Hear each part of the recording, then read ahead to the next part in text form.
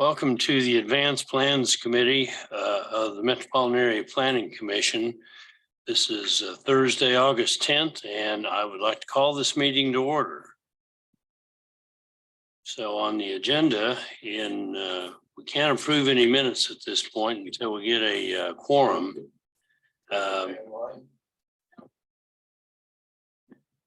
I think we will move on to item number 3 then, which is Scott Wadle is going to give a update on the proposed 2024 department budget. Yeah, thank you. I'll just do it from here, and it's just going to be really brief. I just wanted to touch base with you. So we're going through the budget process for both the city and the county. Of course, because we're a joint department, our department depends on what gets approved at that level. I just wanted to check in and let you know where we are with it. And as far as our funding stream from both the city and the county looks to be stable, in fact, increasing slightly. And that is something that we covered as we did the initial presentation on this. The couple of things that I wanted to highlight that are new would be that there has been funding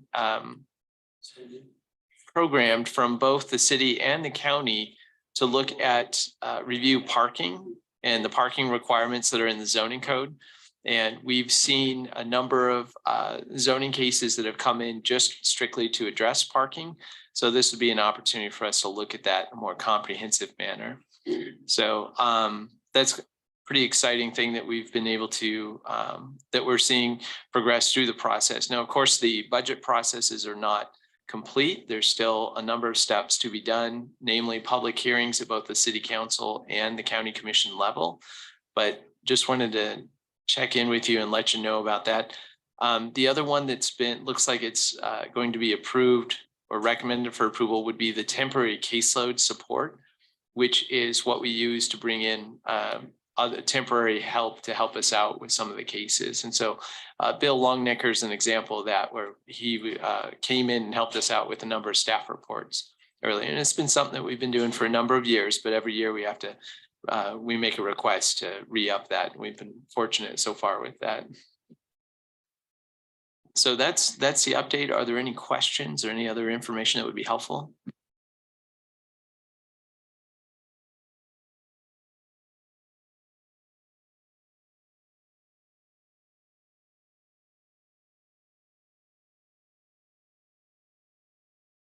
Excuse me, I'm advised that we have Cindy Miles online right now. So we do have a quorum, and I'm going to back up and do a roll call. Duell is here. Warren is absent. Joe Johnson here. Hugh Nix is absent. Hartman is not here. He's absent. Miles. I'm here. Miles is here. McKay. Here.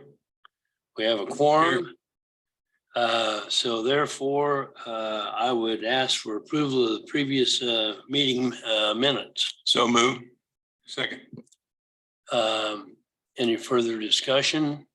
If not, all those in favor signify by saying aye. Aye. Opposed, the same sign. Motion carries. Thank you.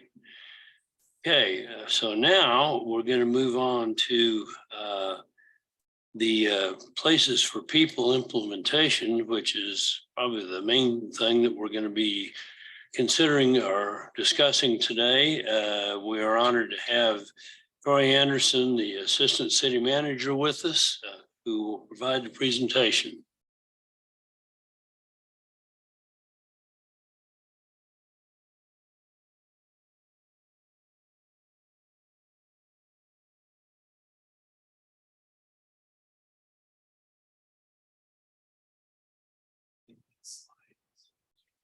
Okay, fair enough.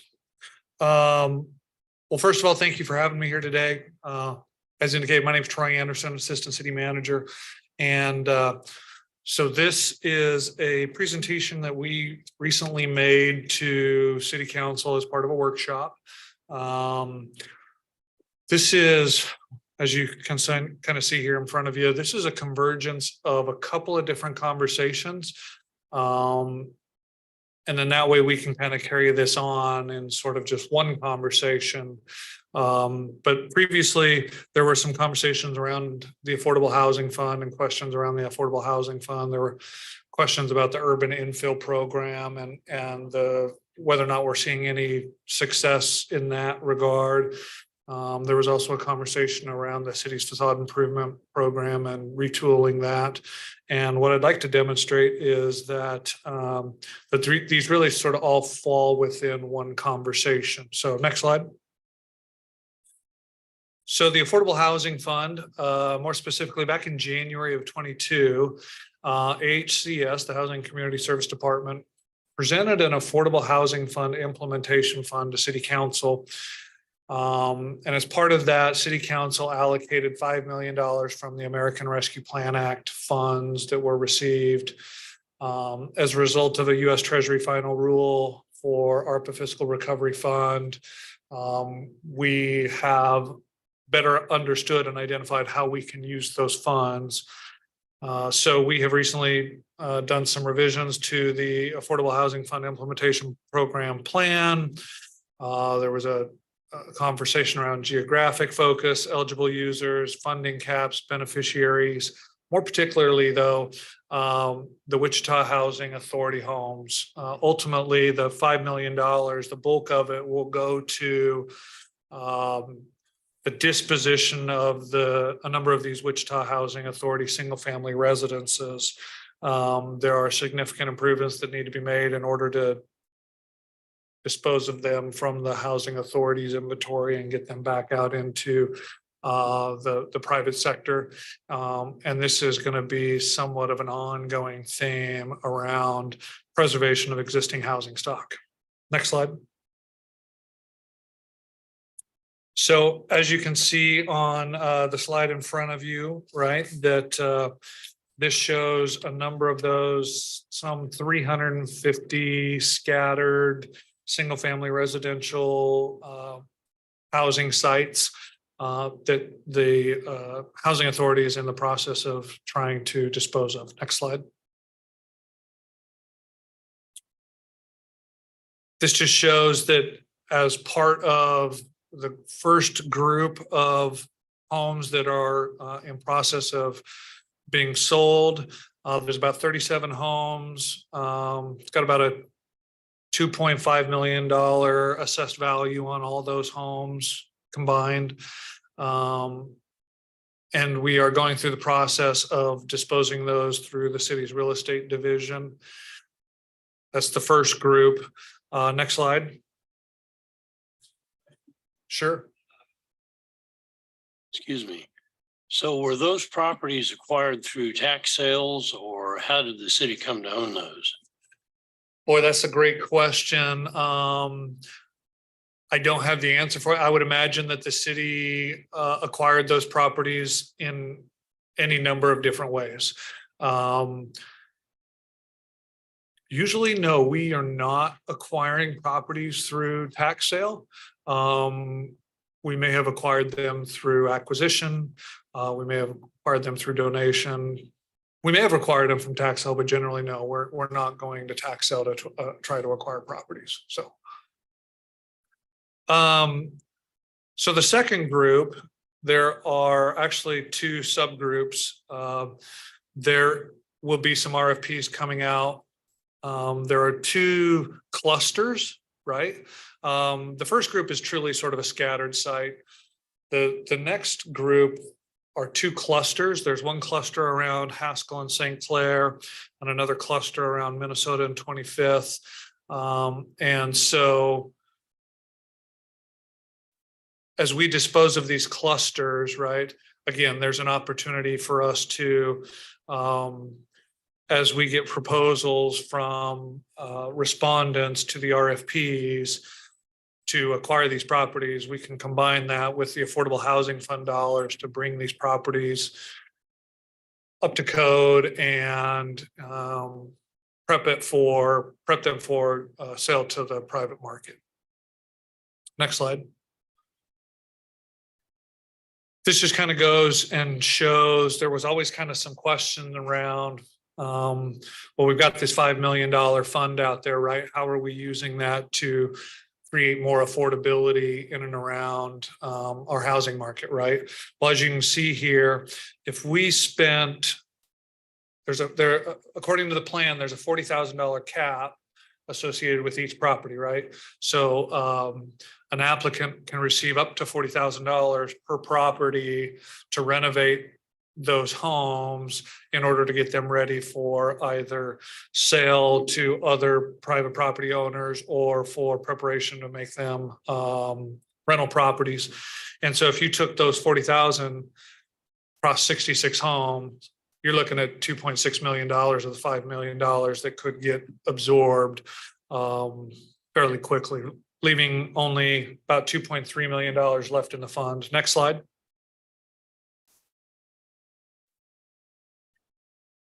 So additionally, as part of that affordable housing fund, right, there was an offer up of not just that the affordable housing fund can go to those properties as part of the disposition, right? But also properties within a quarter mile, right? So we anticipate that sort of that domino effect, what we'll call here shortly adjacency momentum, right? That if we're seeing these 66 properties being rehabbed, could we also see a number of other properties in the area getting rehabbed and continue to increase property values in the area and create a domino effect?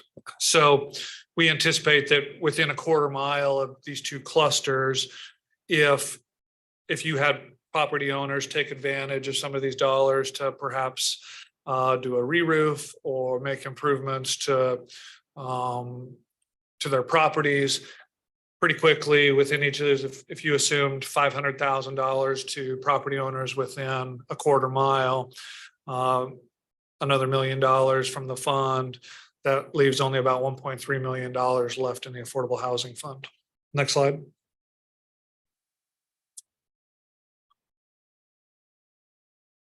So that was part of the first conversation, right? That there was some question around, have we forgotten about this affordable housing fund? No, we haven't forgotten about this affordable housing fund, right? We continue to remain diligent that the affordable housing fund is going to be used to create affordable housing in our urban core. Again, kind of a recurring theme around that, of preservation of existing housing stock. So then there was another conversation that was introduced, and that was around urban infill, right? So back in August of 22, there was an urban infill program that was introduced, and it included fee waivers and expense reimbursements in formative areas. That went into effect Q4 of 2022.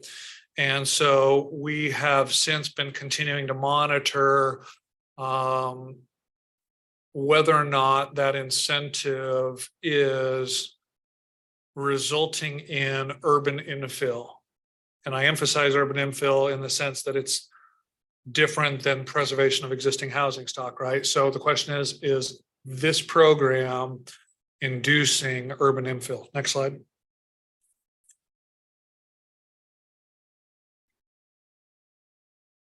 This map just showed the formative areas where this program was constituted. Next slide.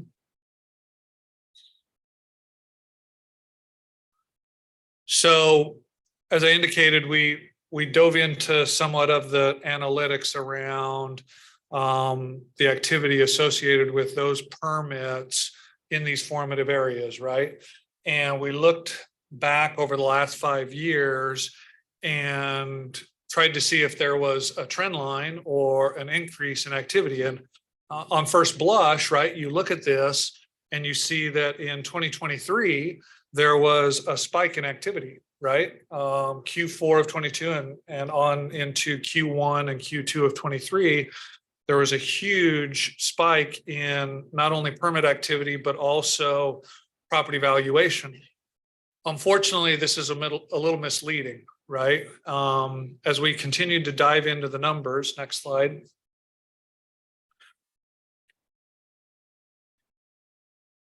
What you'll see is actually there were 2 permits that skewed this activity. There were 2 multifamily residential projects that were permitted in Q4 of 2022. There was a project at 1750 North Harvard and a project at 1728 North Fairmont, valued at about $12.8 million, that skewed those results. So as you look at sort of the stack in the last column there, what you actually see are, well, we did see a slight increase of single family. We saw a decrease of 2 family. While there was an increase in permit activity, again, the valuation that was added over those 3 quarters actually went down if you take out those 2 outliers, those 2 multifamily residential projects. The reason why we present it like that is because those 2 multifamily residential projects would had to have been conceived and in the process long before the city ever constituted this incentive program. So there's no way that the incentive program could have been the cause for these 2 projects. Next slide.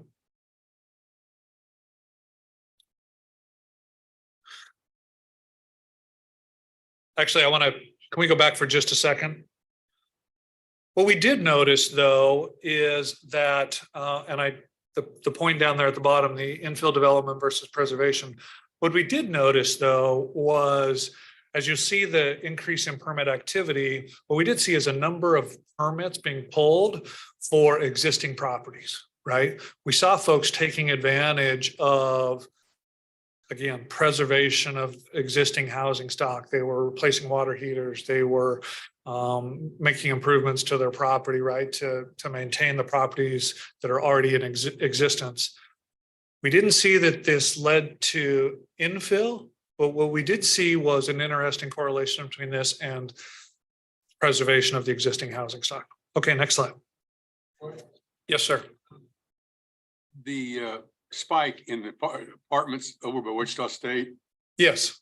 would the result of the what's the program, the federal program that Wichita State area is involved in? What's it called, Scott? Man, that's a great question. I don't know.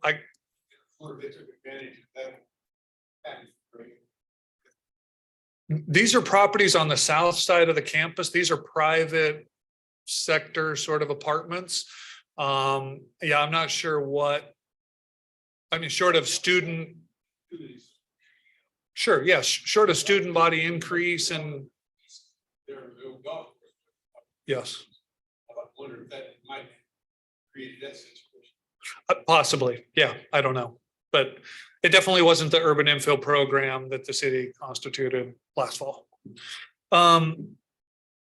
Okay, so how does this play out, right? We kind of go down the path of these goals and objectives that the city has set forth. We start with, at the very basic level, the city's comprehensive plan, the community events plan, 2015 to 2035, lays out future land use policies.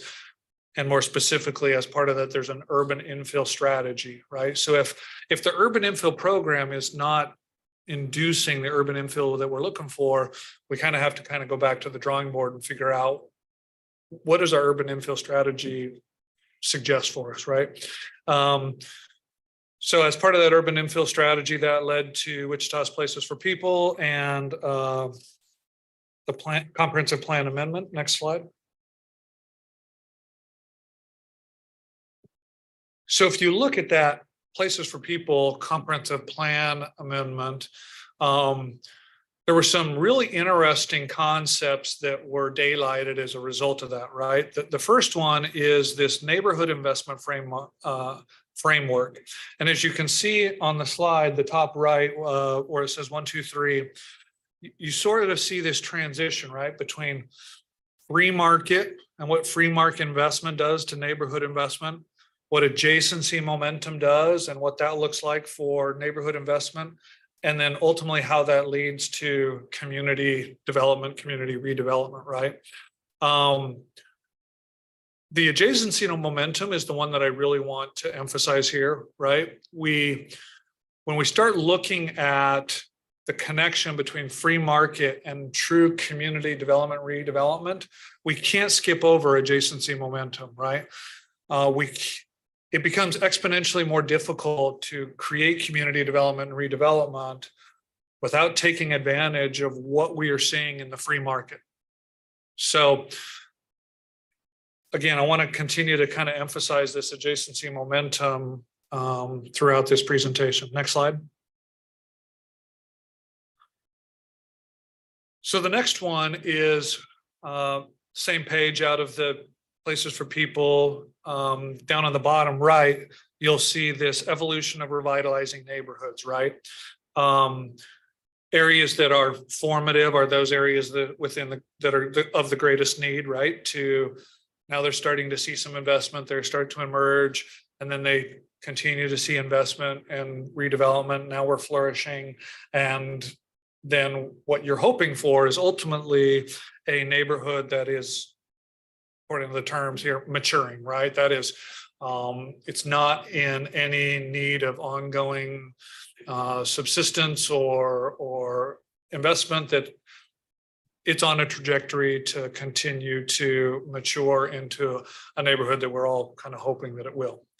What I want to point out here is that in order to get to maturing, right, we can't dismiss those two middle, which is really where a lot of adjacency momentum occurs, right? In those emergency and flourishing. Maturing is seeing private sector investment, free market investment, right? That's where we hope all of this ultimately lands, right? But from the city's perspective, when we're talking about incentive programs and subsidizing and those kind of things, maturing removes local government, right? And this is total free market. In order to get from formative to free to maturing, we've got to go through these emerging and flourishing, and this is where adjacency momentum occurs. Next slide.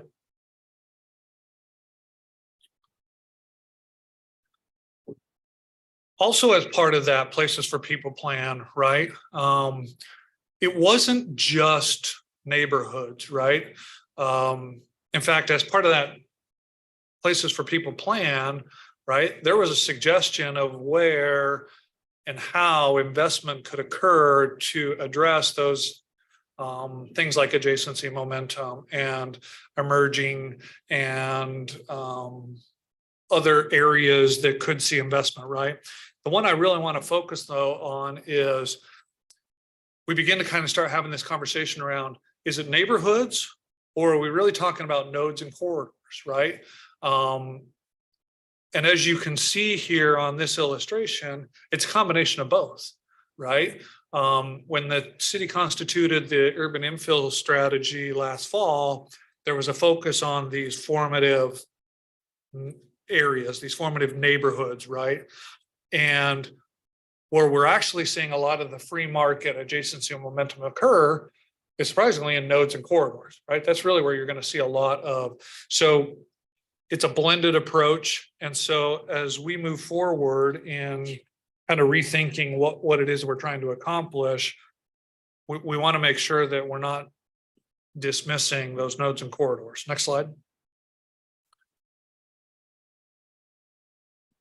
So I actually went out and kind of pulled some very specific strategies and targets from that Places for People. And I'm going to read through some of these here because some of them were pretty eye-opening, right? That there's sort of it's really easy to say things like, you know what, our community, we need more affordable housing. We need more affordable housing. We need more affordable housing. Right? What does that mean, right? And we need more single-family residential, or we need more duplexes, right? That I think I'm kind of going to dispel a little bit in some of those nuances, right? So first of all, one of the strategy number 4 was to create tools and target incentives to cause infill and redevelopment to occur in desired areas, right? And that's what we've all been trying to accomplish, right? But did we hit the mark? Strategy number 5 provide a diversity of housing options to attract new residents and allow existing residents to remain in the ECA. A diversity of housing options, right? Again, as you'll see later in it's not just about single family and two family residences, right?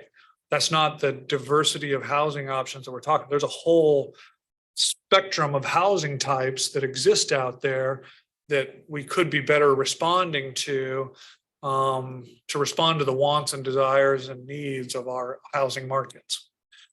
Strategy number 6, encourage infill and redevelopment that is contextual to the environment in which it is occurring. So one of the things that we keep coming back to too is infill development in the urban core, in the ECA is what the Places for People calls it, right? Looks wildly different than development outside of the ECA in the suburbs, right? And so a single family, two family product that works well out in the suburbs may not necessarily work well in the ECA, right? And so Places for People recognize that, right? That as we think about infill development and as we think about redevelopment within our ECA, that infill, that redevelopment has to be contextual to the environment which is occurring. It has to be architecturally sensitive to the surrounding neighborhoods, right? And so that's going to be one of the key things that we continue to emphasize throughout this, that, you know, as we bring incentives to the table to help encourage and promote urban infill and urban redevelopment, we don't want to dismiss the fact that these areas have to be contextual to the environment in which they're occurring. Okay, so those are some of the strategies. So some of the targets, I found this one really fascinating. Target number 5 is create 350 new net housing units within the ECA annually. It says housing units, right? It doesn't say single family residential homes, doesn't say duplexes, just says housing units. It says provide a mix of predominantly market rate units with some subsidized units and a mixture of types, including 2/3 multifamily units. 2/3 of those 350 new housing units each year in the ECA as a target should be multifamily, comprised of row houses, small scale walk-ups and flats, and only 1/3 of the single family infill and redevelopment. The reason why I point that out is because if we're going to be sensitive to the neighborhood, if we're going to be contextual to the environment in which it's occurring, where are you most likely going to see that? You're most likely going to see that in nodes and corridors, right? We're not going to take a large multifamily residential project and put it in the middle of a traditionally single family residential neighborhood, right? That doesn't work. But the other emphasis here is it's got to be a combination of both. It's not just affordable housing, as I'm going to kind of allude to here in a little bit. It's market rate, right? This is a macroeconomics conversation, right? Supply and demand. The more supply that we can create, the market will dictate affordability, right? And so how do we continue to grow and encourage investment in our ECA around housing in particular? And then the last target 7 was use 85% of incentives. I'm actually going to kind of encourage that we use 100% of our incentives. You know, we have a real housing need in our community, and rather than trying to throttle back our incentives, my recommendation is we need to bring the entire toolbox and arguably maybe to the kitchen sink to a number of these projects. It is becoming exponentially more difficult for residential housing projects to occur with rising cost of construction, access to labor, inflation, and with all of that, if we're not bringing 100% of our incentives to the table, these projects don't pencil out, or they pencil themselves out of the market, right? So next slide. Yes. On number 5 target, Go back. by the description of that, so if 2/3 of it is to be a multifamily of some sort, are you targeting federal subsidies, federal money coming into that? Is Section 8 housing still around? So that's a great question. And here in a couple of slides, I'm actually going to start to dissect that conversation, right? Because this begins to be a conversation where we have to separate the terms. Affordable housing, as we use it, is a different conversation than housing that's affordable, right? If you're talking about federal subsidies, that's a conversation around affordable housing, right? That there are low-income housing tax credits, that there are voucher-based programs, that there is Section 8 housing, right? That's a different conversation than perhaps what a lot of folks might appreciate is just housing that's affordable, right? I don't need a project-based voucher. I don't need Section 8. I just need housing that's affordable. And I'll show you kind of why we're trying to say those conversations differently, but absolutely, I'll get to that in just a second. Next slide.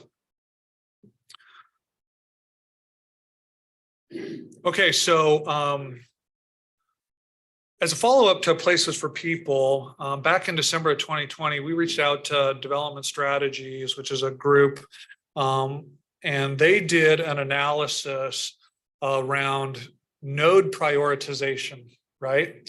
They went through this node prioritization exercise. They assessed each of the 29 nodes within the ECA, and they came out with a ranking and investment category sort of opportunity matrix, right? Initially, they started out with, hey, here's our top 10. Then they added a market and economic and community development component, right? So not just here's our top 10, but perhaps here's where we're seeing a lot of market and economic influence, right?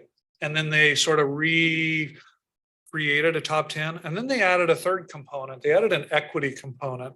And as a result, they came out with sort of their final rankings. They said basically, if the city wants to invest in and around nodes, right? Here's an opportunity for where we think those nodes might be most appropriate, right? The interesting part that I want to point out about this, right, is if you look at a number of these nodes, if you look at the neighborhood cycle and the investment category next to it, they're not all informative neighborhoods, right? Some of them are informative and emerging. Some are in maturing and emerging, right? So you can't just look at one neighborhood type and think of this is the classic financial. You want a diversified portfolio, right? We want to try to approach this and we want to really kind of take advantage of adjacency momentum. So we took a look at these corridors and next slide. In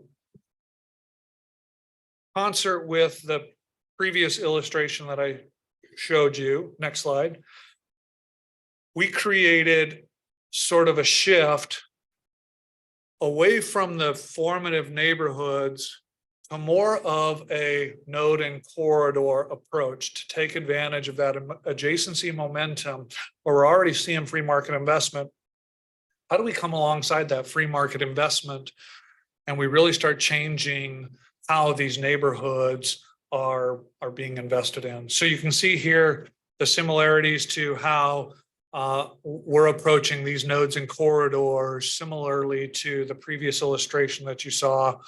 And we're going to try to start maybe shifting our focus away from just the neighborhood approach to coming alongside free market and investing in areas in nodes and corridors. Next slide.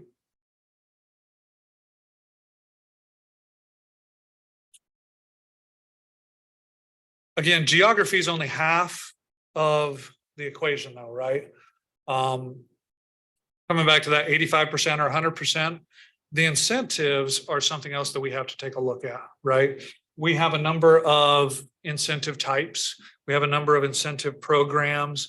One of the emphasis that we want to continue to place on this is that as the city comes alongside and encourages investment, the incentives that we're bringing to the table have to be performance-based, right? They have to be based on the value add that is, we're not just going to hand out cash, right?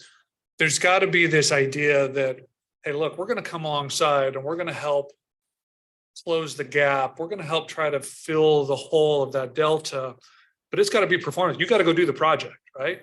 You got to go do the project first. And if you go do the project, there are incentives that help make that project a reality. And it's got to be net positive to the community, obviously, right? Next slide. Which leads into sort of the third convergence, the third conversation that we've been having, right? So back in November of 2022, we had a presentation to City Council about just one of our incentives, right? We have a facade improvement program that is based around special assessments. There's a geographical limitation associated with it. And arguably, it is based on a very loose, very liberal interpretation of a very specific state statute. And as we really kind of looked at our toolbox, right, we said, does that continue to make sense? Number one, that program had the special assessment, but there was also a grant forgiveness aspect of that component, right? So as we dove into the history of that program, we found no substantial correlation between the grant offering that was being given. I think there was up to like $30,000 that could be forgiven for folks participating in the program. Folks weren't participating in the program because we were given a $30,000 grant away, right? They were investing in the program because they could use special assessments and they could use the reduced interest rates associated with it, right? So we kind of approached City Council and said, it doesn't make any sense for us to continue to kind of throw these grant offerings at these projects. That's not the incentive of why these. So why are these people, they're using special assessments? Well, we have another tool in the toolbox that offers the same thing. In fact, it has not only the same offering, but it's actually a better tool. The facade improvement program was limited to the facade that was adjacent to the right of way. So if a building has 4 sides, the other 3 sides, unless you were on a corny lot, were not eligible for this facade improvement program. However, under the community improvement district law, right, under a CID, you can use special assessment for all sides of a building. In fact, there's a whole host of other eligible expenses associated with CID that you can take advantage of special assessments.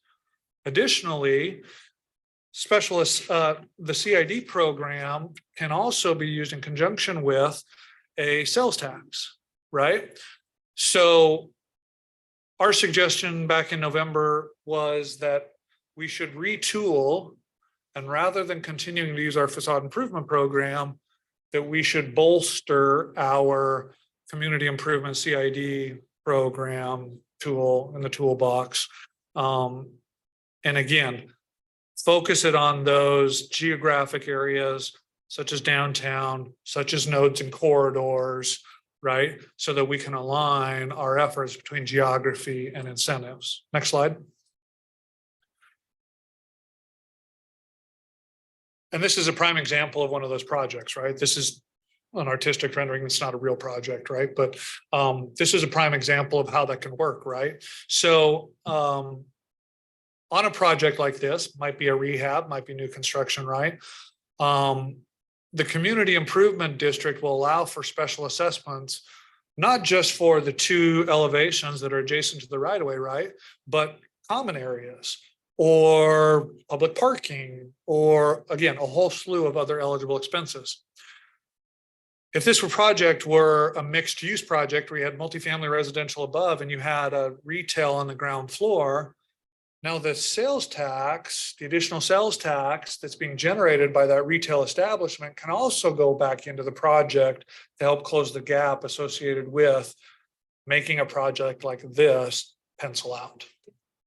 Next slide.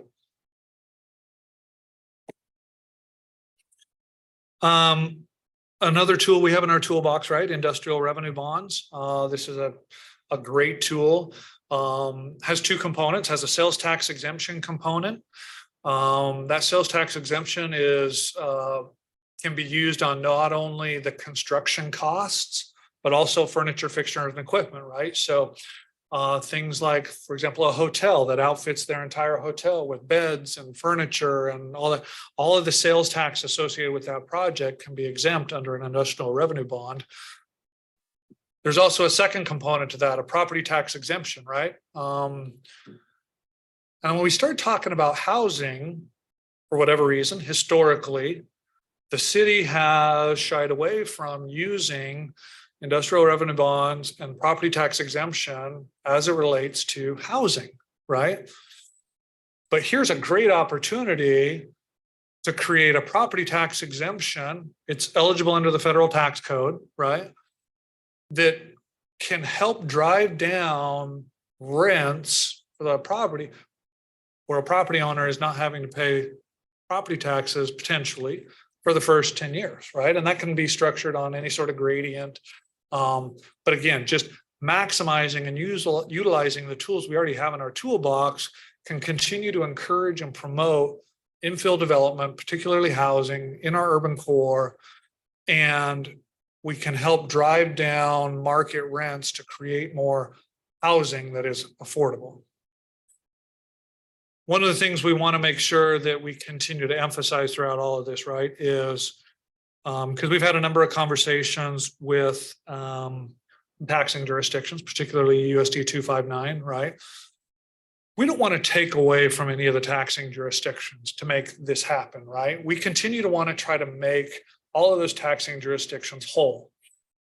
So as part of all of this structure, which I'll get to here in just a minute, is similar to a TIF model, right? Where there's a base value, whether it's a pilot payment in lieu of taxes, or it's an origination fee, whatever that is, right?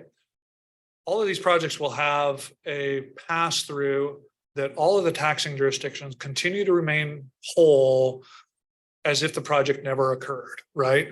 And again, I'll show you on our TIF model what that actually looks like in greater detail. But that's where I think we continue to get buy-in from a number of these taxing jurisdictions to unshackle our incentives, use the full, but we can always implement things like pilots and origination fees and those kind of things to continue to make taxing jurisdictions whole, knowing that at the end, once these incentives fall off, for example, the 10-year property tax exemption, year 11, there's a huge windfall of revenue coming into all of these taxing jurisdictions, which help broaden the tax base, grow the community, keep property taxes and sales taxes low, so on and so forth. Next slide.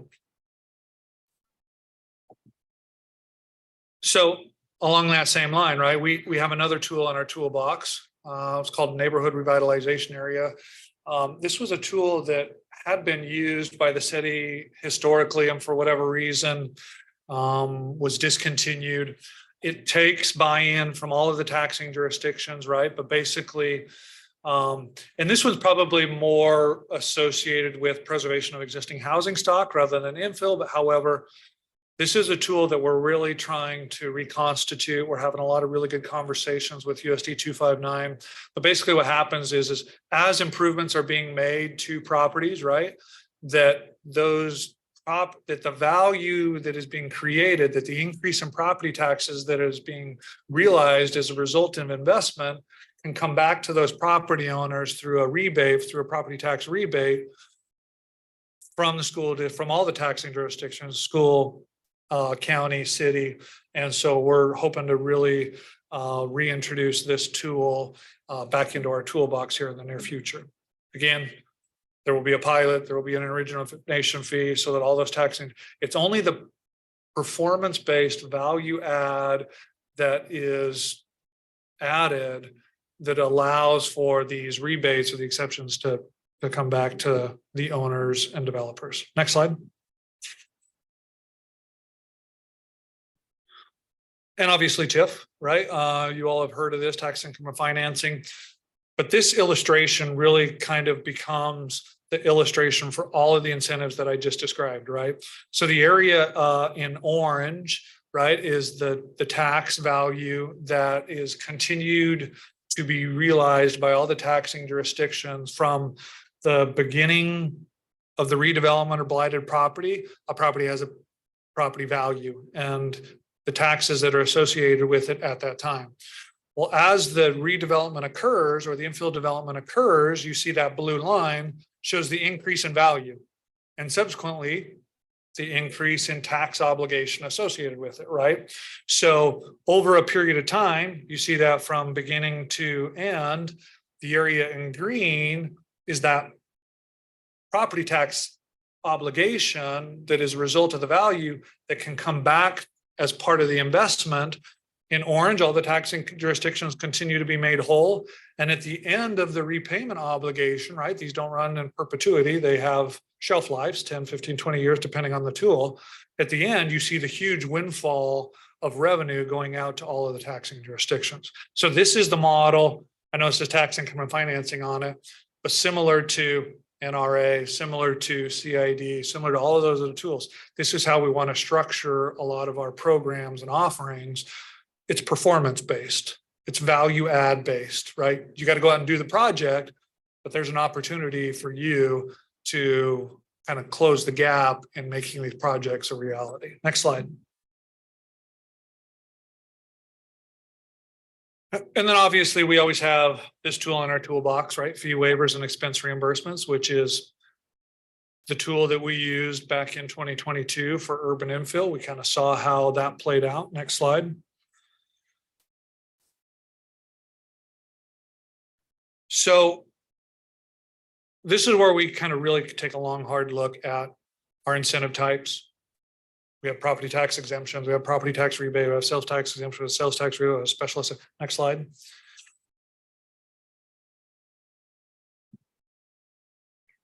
Here's those tools, right? CID, IRB, NRA, TIF, SA. Next slide. And this kind of just shows kind of the matrix of how this all plays out, right? So as we're approaching every project, one tool might be appropriate for one project where another tool might be appropriate for another project, right? So for example, special assessment may not necessarily be appropriate for most multifamily residential projects, right? Because what happens is with the special assessment,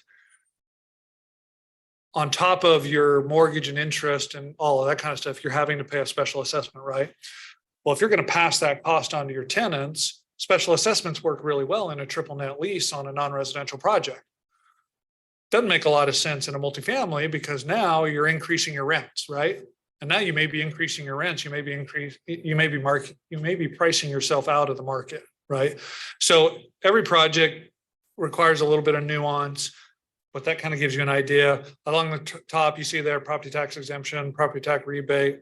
So like a CID offers a sales tax rebate and a special assessment. An IRB offers a property tax exemption and a sales tax, so on and so forth. Next slide.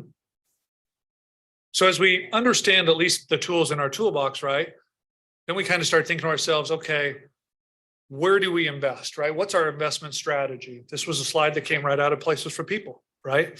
And you'll notice there, the investment dollars across time for catalyst sites and for incubation, you see a lot of investment in the public realm, a lot of catalyst projects where you see in the dollar, you see a lot of public investment, right? A lot of public dollars being invested into these projects. But over time, what you see where you get into those self-sufficiency and contributor projects and neighborhoods, right? This is almost an exact reflection of what we showed a little while ago, right? Of from formative to maturing, right?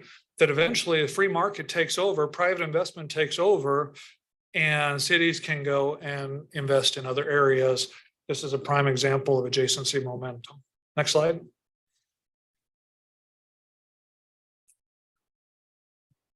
Okay, so we have talked about public investment.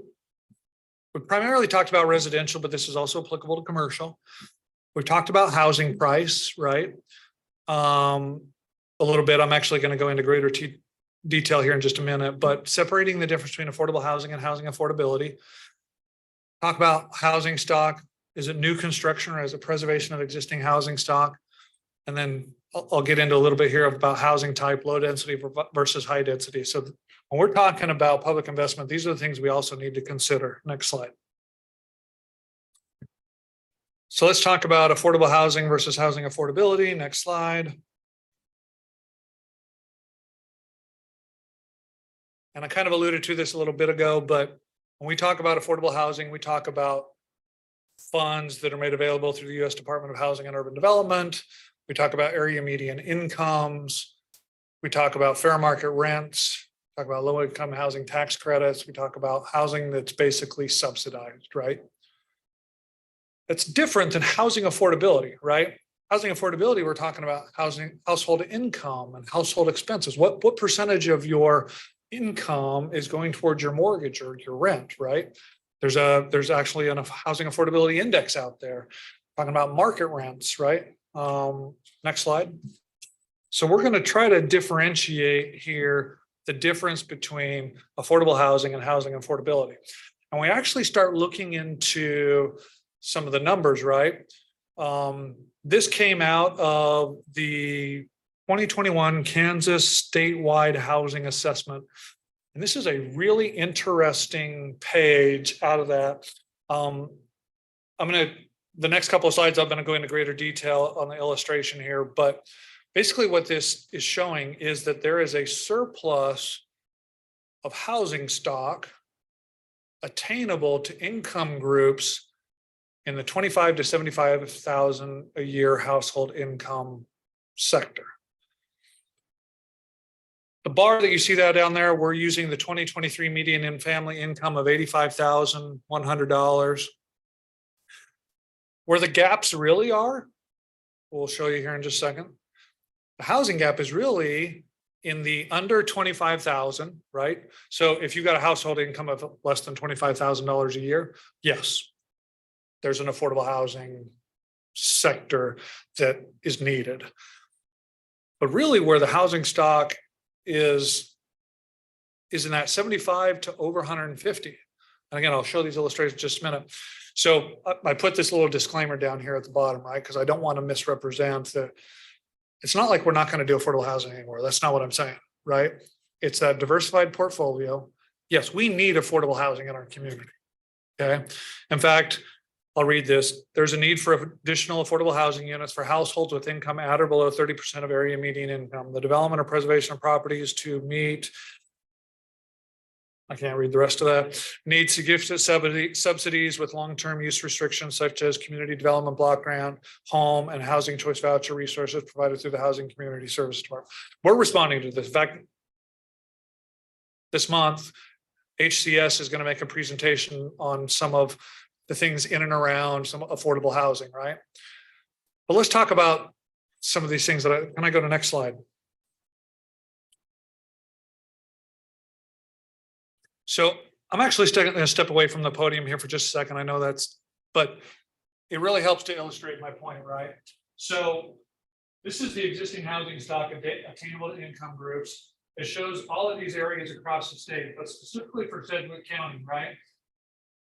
You can't really see it, but this bar is that less than 25, right? It's under 25,000. Yes, there is a gap in that affordable housing sort of unit for those household incomes less than 20. There's a gap. This one was wildly surprising, right? We have almost 30,000 housing units that are available to incomes in the 25 to 50,000. We have another surplus of housing units in the 50 to 75,000, but the gap is in those housing sectors where household family incomes are greater than 75,000. Next slide. This one shows it a little bit differently, but it's also a good illustrator, right? So when we think about the area median income, when you're talking about area median income and affordable housing, you're talking about those incomes that are less than the area median income, right? Is it 80% area median income, 60%, 40%, so on and so forth? For Sedgwick County, we have many units in that section. Where we have a gap in units is really here. Extremely, very interesting, right? Now, you got to take this with a grain of salt, right? This is a little misleading. And we have a pretty good idea why this is a little misleading in the sense that a number of those housing units are probably aging, in need of investment and repair, in less than desirable neighborhoods, right? So this is a little nuanced, right? I don't want to misrepresent these numbers, right? So I think what this tells us is where we're looking for urban infill is here, right? Where we're looking for preservation of existing housing stock is probably here, right? Next slide.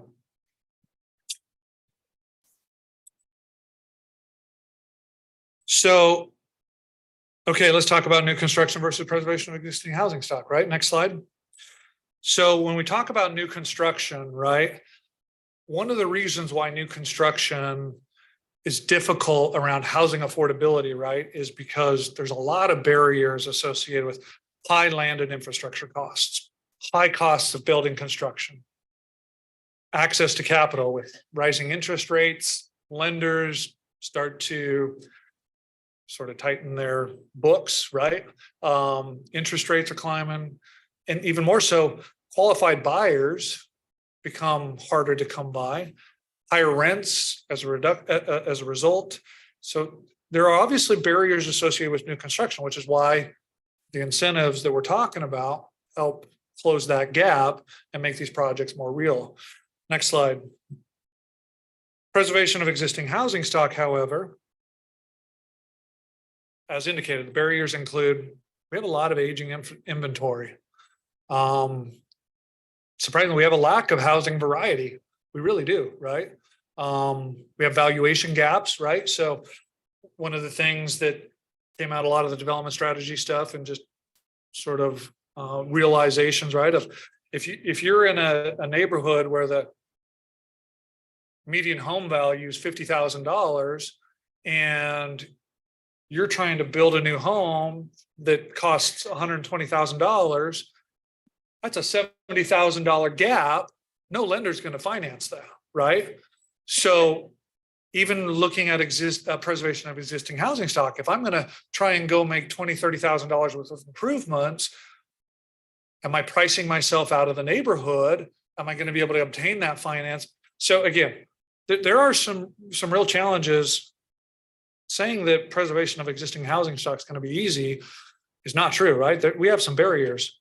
Here was an interesting statistic, 2022 census data. Wichita has approximately 175,000 total housing units.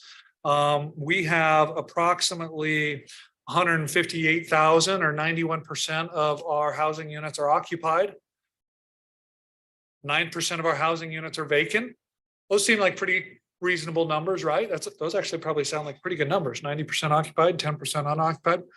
But when you look at the vacancy, that's 15,000 housing units that are vacant, right? And again, that's not just saying that there's a whole background around what vacant means, right? But there's a real opportunity there to respond to a number of our challenges associated with housing, particularly in our ECA, by just trying to address some of the issues we have in and around preservation of existing housing stock and our vacant units. Next slide. Okay, so how do we respond to preservation? We have tools in our toolbox. We have the Affordable Housing Fund, right? We're trying to chisel away using things like AHF. We have things like community development block grant funds, home funds. We can use low-income housing tax credits. We have low-interest loan revolving loan programs. Have the Wichita Land Bank. Next slide.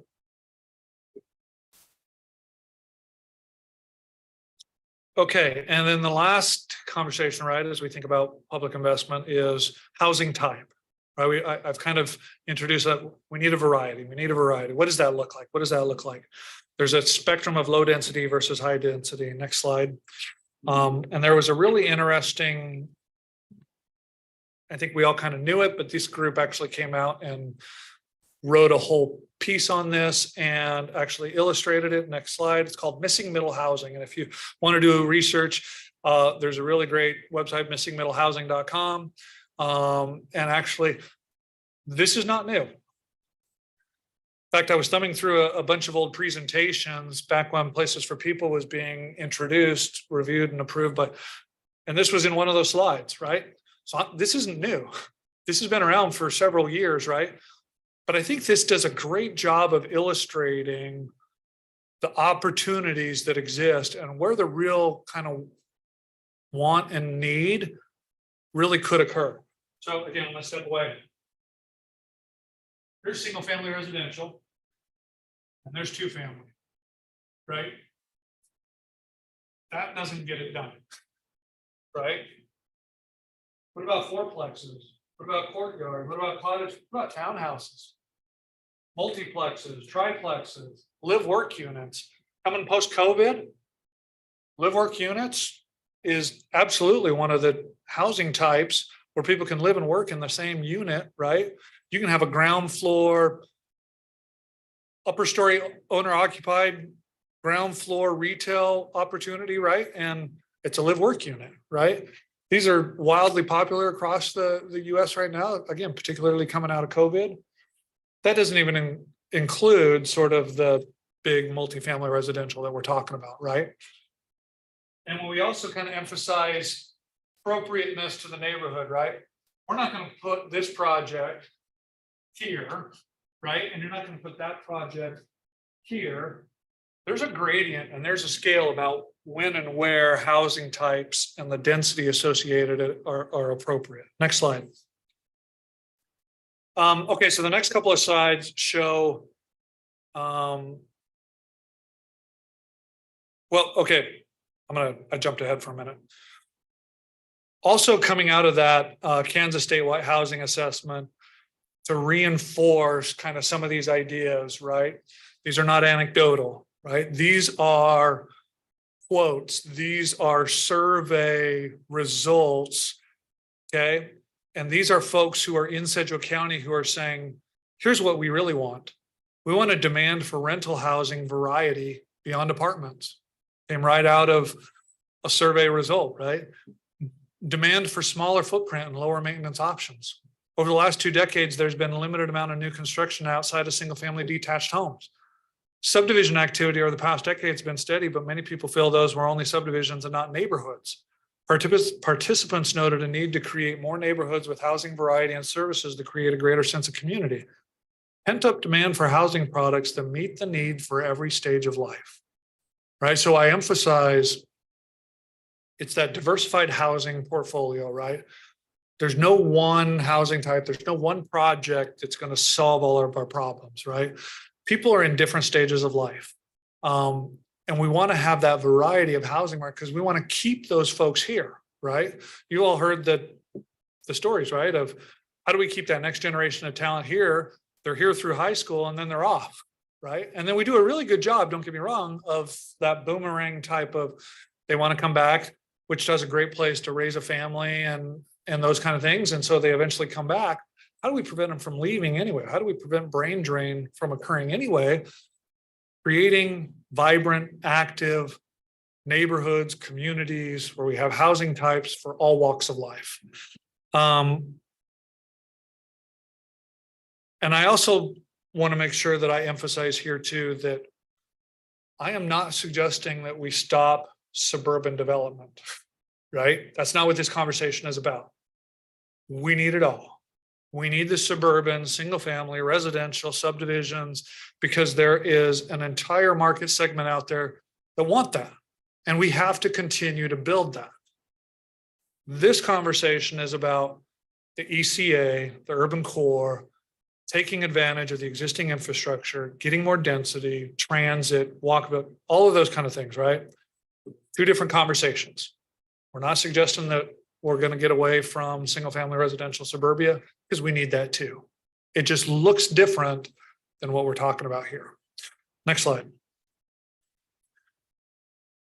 So the next series of slides is going to be kind of show you how complex this is and how not every tool will work for every project, et cetera, right? So if you look at just housing price, right? And you look at this 4 square, right? A publicly funded affordable housing project, right? Looks wildly different than a privately funded housing affordability project, right? Every project is going to respond to various goals and objectives, depending on geography, depending on incentives, depending on ownership interest, investment groups, on and so forth. Next slide. Same with housing stock, right? A project that is publicly funded a new construction publicly funded project is different than a privately funded new construction project, right? That they achieve different goals and objectives. Next slide. Same with housing type. Right, a high density publicly funded project is going to look wildly different than a privately funded low density project. Next slide. And this just begins to kind of illustrate how complex this is, right? That there's not just one tool, there's just not one project. Every project is unique and requires us to evaluate and understand how that satisfies the goals and objectives of what we're all trying to accomplish. Next slide. So in summary, right, as we have highlighted here, this really is truly one conversation, right?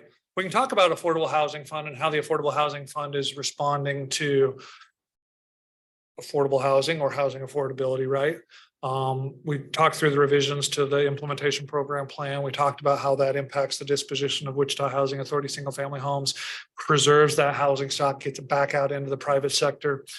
And then we've also talked about urban infill and a number of our incentive programs, right? We're beginning to differentiate the difference between, are we really talking about urban infill? Are we talking about preservation of existing housing stock?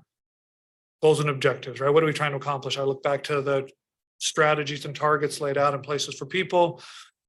It's not only geography, but it's performance-based incentives. We have to incorporate housing price, housing stock, housing type in all those conversations. And truly, at the end of the day, this is a public-private partnership, right? We can do sort of 2/3 of this equation, right? But we can't do this without the private sector. And so that's why we're having some really good conversations with the private sector.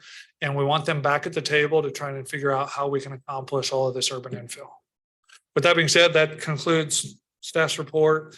And I'll be more than happy to answer any questions. Thank you, Mr. Anderson, for a very thorough and well-documented presentation. Before we do any questions, I just would like to note for the minutes that Mr. Hartman joined us approximately 10:20. So do we have any questions of the speaker?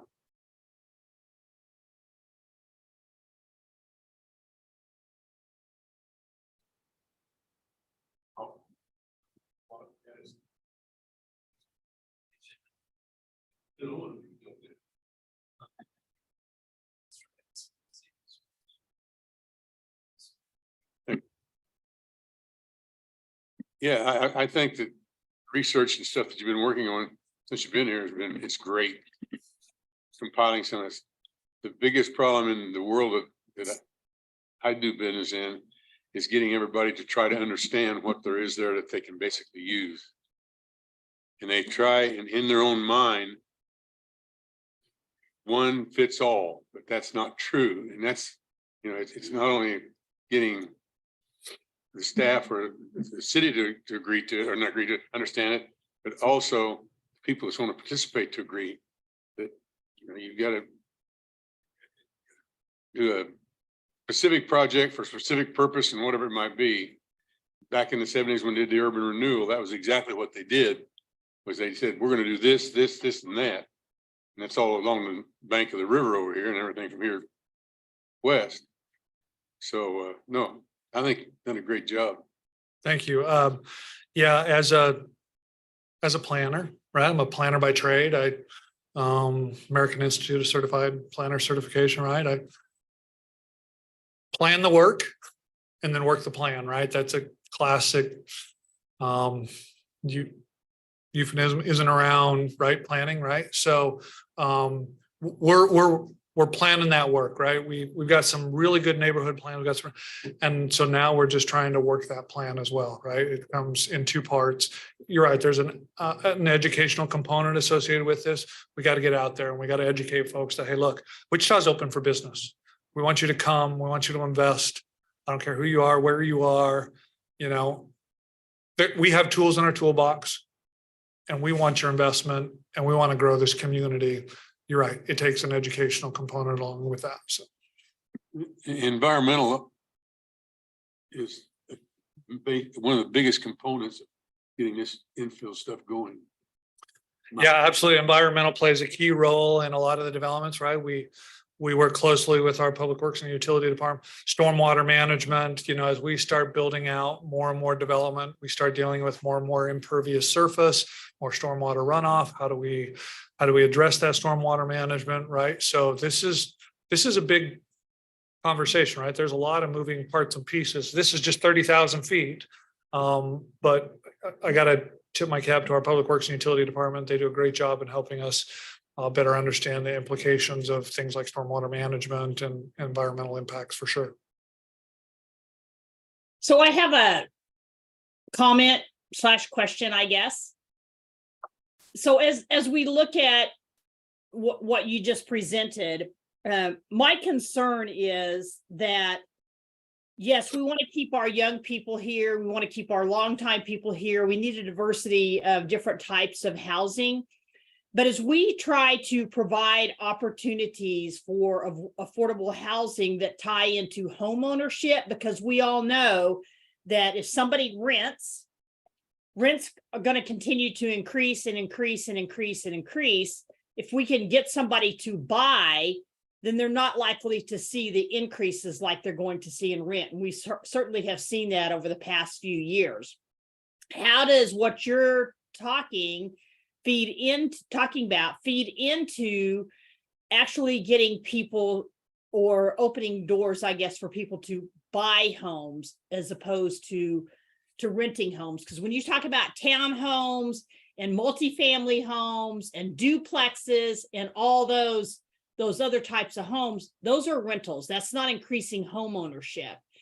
And I know our young people want to buy homes. I know some of our people in poverty want to buy homes. Are you telling me that we have sufficient enough stock where we're at for them to be able to buy homes at this point in time?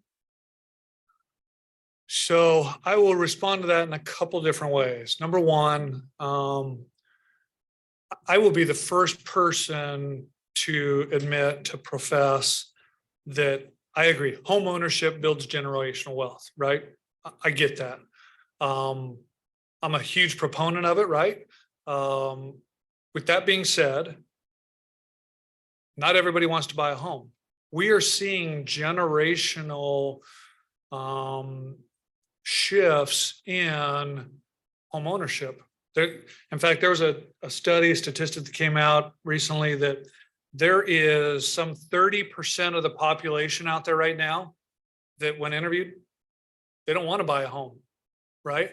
They don't want to have to deal with property maintenance. They don't want to have to deal with replacing a water heater. They don't want to have to deal with mowing a lawn. They don't want to have to deal with, they want to be mobile and they want to be flexible. So how do we respond to that? And that's a pretty 30%. That's a third of the population. That's a third of the market segment out there, right? That they don't want to own a home, right? Or they may be just coming out of college. They may not even be able to afford home ownership, right? So how do we continue to respond to those folks? It's a blended approach. It's both, right? I'm not going to rule out home ownership, and I'm not going to rule out. Surprisingly, a number of these varying housing types can become home ownership, right? Townhouses, you can buy a townhouse. You can buy a condominium unit, right?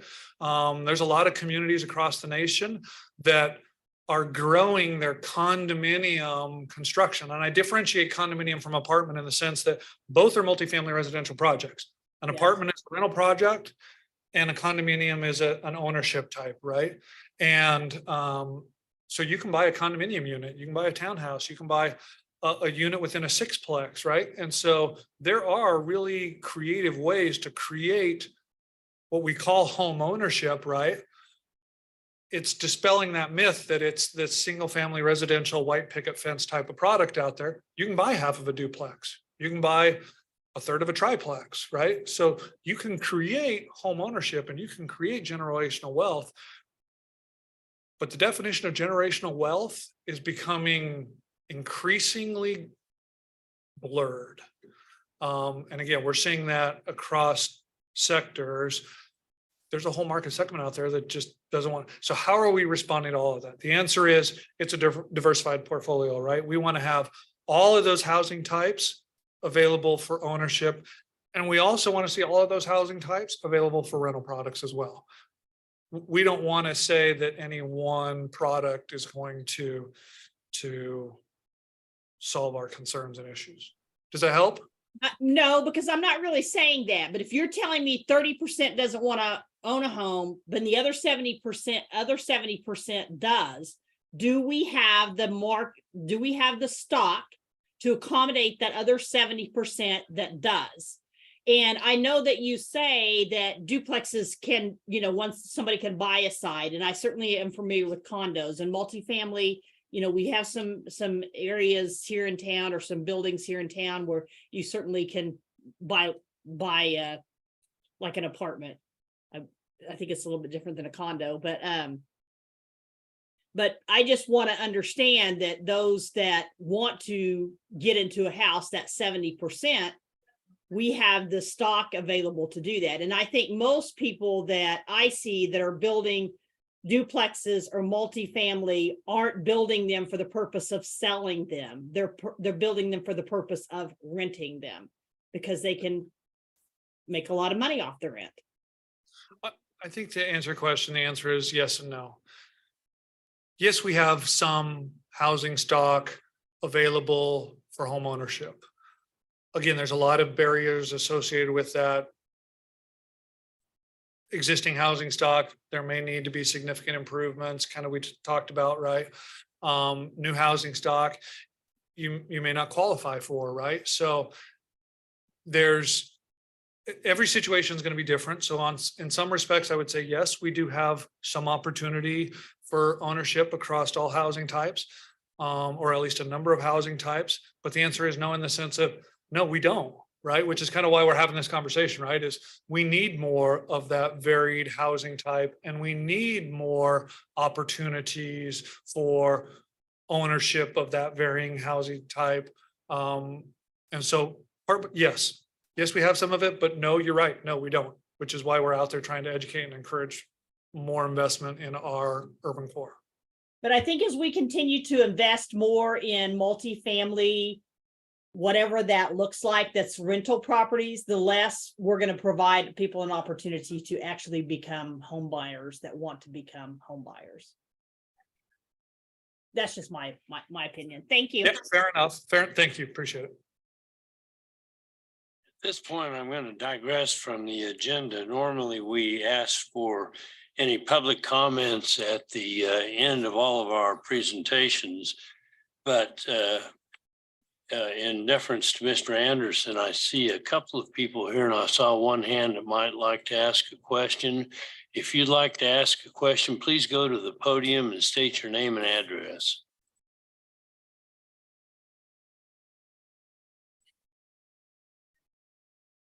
Good morning, everybody. I think I have seen most of you. I've been here before. My name is Gentry Thiessen. I'm the Government Affairs Director with the Realtors of South Central Kansas, and our business address is 170 West Dewey. My question is, I guess there's kind of a couple parts to it, is wanting to know about barriers to getting projects like this done. Is it needing buy-in from people outside of our community, or is it needing buy-in from within the community?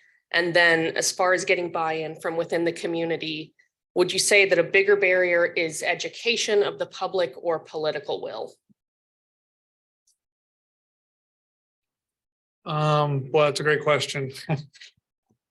I'll respond to that in the sense of, I think the barriers are education, right? That we have a number of tools in our toolbox that can help bridge the gap. I think there's an educational component around how communities and neighborhoods are evolving, right? We keep kind of talking about that, understanding the environment and context in which this occurs, right? We hear from a lot of those neighborhoods, hey, we're a traditional single-family residential neighborhood. Great, right? On the periphery of that neighborhood, though, is there an opportunity for some of this to occur, right?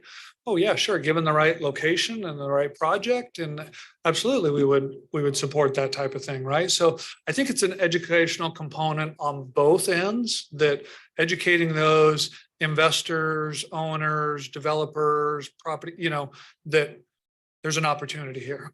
as well as the conversations with the neighbors and the neighborhoods, that if we're going to all achieve what we all hope to achieve, and that's a vibrant, active, growing community as a whole, the city of Wichita, we may have to think differently about how we're seeing that infill and that redevelopment, right? That the traditional single-family residential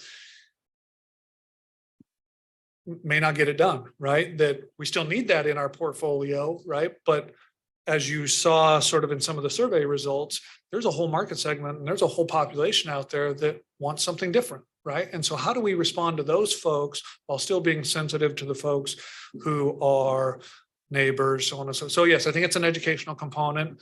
Man, we are in a really interesting environment right now. I kind of hit on some of the barriers, right? Man, investors right now are super skittish, right? They're seeing rising interest rates, riskier and riskier type of projects, inflation, a labor market, right? So there's a lot of barriers associated with new construction. I think I've highlighted a number of the barriers associated with just preservation of our existing housing stock, right? That there are forces in a neighborhood, home values, et cetera, that are impacting homeowners' ability to make improvements, access to capital. Do I price myself out of the neighborhood? Am I getting the return on it? I might go and make $30,000 investment to my home. I want to go to sell, it only adds $10,000, $15,000. Is that really worth my investment? So it's a very complex type of environment out there. And so we want to just kind of look at every single project and see how we can help encourage and promote that infill and redevelopment. But I think it starts with an education. Yep. Thanks. Are there any other questions or comments from the public, either present or online? Ma'am, would you like to come to the podium? Please state your name and address. My name's Lee McLeod. You've seen me here before. I live in Benjamin Hills at 2708 West Benjamin. But I am here representing the Wichita Independent Neighborhoods. I'm on that board. And my concern is I'm very interested in what you're doing with the housing issues, but everywhere that people decide to live, they also need to be able to find food. And I'd like to know if not, what the city has been able to do to encourage grocers, let's call them the old-fashioned word grocers, to look at places other than where they are right now. And why are they leaving where they've left? Dillon's is, our predominant grocer. I don't know. Does the city in housing talk to businesses like that? Because not everybody has a car anymore. You're encouraging bicycle riders. I have no clue how people live in the inner city down here and how far they have to go, either on the bus or on a bicycle, if they don't have a car, to get food. And so I hope that you will look into ways that you can reach out to retailers, not just luxury retailers in the lower level of these multi-level buildings, but basic needs folks. Thank you. Wow, we could probably have a whole presentation around grocers, but to kind of to your question a little bit of, it's a little bit nuanced in the sense that throughout my career, right, I've had a number of opportunities to have conversations in around grocers, right? Grocers are a unique retail in the sense that in a lot of retail scenarios, right, that sort of the cost per square foot is exponentially higher just because of the volume of inventory and the price points and so on and so forth. In a grocery store, you don't have that, right? So the price per square foot's associated with grocery stores is drastically reduced. So it's a volume type of conversation, right? And so when you talk about volume in and around grocer, what do you need? A couple components, right? You need demographics with disposable income, you need foot traffic, right? Or you need vehicular traffic, you need a count, right? And so there's kind of a part of, is it chicken or the egg, right? Can you convince a grocer to locate in an area, and will then that create more bodies, right? Which then supports the grocer, right? So does the grocer come first and then it supports that? Or does a density of population cause a grocer to locate, right? So a lot of what we've kind of described is an exact response to that, right? Density. How do we encourage density? Because the more dense a neighborhood, the more likely that a grocer will locate, because they know that there is a market segment there, that there's a demographic there that can support that, right? So it's a little bit nuanced of, hopefully we try to find the happy medium of getting to a density where we can now and attract a grocer, and that they both flourish and grow together, right? So yes, oftentimes the grocers that we talk with, right, are freestanding types of in and of themselves. A lot of the grocer type of product that you may be thinking about too is a tenant in a retail space, right? Is a kind of a smaller footprint type of product that goes more, the smaller the footprint, the more easily they can go into areas that don't have the density that they're looking for, right? And in those scenarios, they're more of a sort of tenant in a retail bay, as opposed to your more traditional suburban grocery store. Yeah, we deal with the grocers, and then we also deal with the developers who work directly with grocers. Absolutely, yes, but a lot of it is very market driven. A lot of these grocers, they know down to sort of the exact formula, right? Of once you get this sort of density and you reach this, then yes, right? But if you don't have that density, if you don't have that demographic, then for them, it just, and then otherwise the answer is you're subsidizing it, right? So we've been successful in a handful of scenarios where we've introduced a grocer in an area that didn't meet those metrics, because the development that was occurring, that the grocer was just a small component of it, that the development was subsidizing the grocer and was able to introduce a grocer, and then the neighborhood benefited, but it was only because of the development, right? So yeah, we're definitely having those conversations. It changed everything. Oh. Being able to order online and have your groceries delivered. Yeah, that's a great point. I was going to mention that too, is post-COVID, the grocery is wildly different, right? Especially in a downtown urban environment. You don't need the great big huge footprint. You have home delivery, they have lockers. You can, the grocer will come and deliver food to a locker, and then you can come to the locker and pull your food out of the grocers are finding their way into these markets where the numbers make sense for them. At the low end. Fair enough.